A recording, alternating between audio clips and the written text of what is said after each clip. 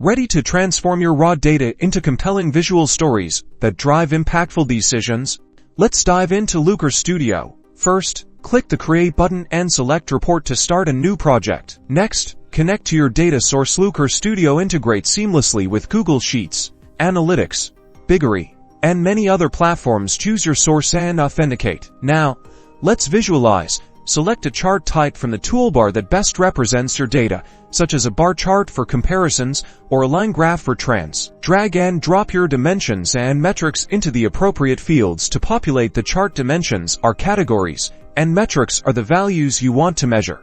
Refine your analysis with filters. Add filters to your dashboard or individual charts to focus on specific segments of your data. Organize your insights by adding multiple pages to your report. Each page can focus on a different aspect of your data story. Finally, share your dashboard. Grant viewing or editing access to collaborators and stakeholders to facilitate data-driven discussions and informed decision-making across your organization. That's the power of Looker Studio. Why your data transformed into actionable knowledge.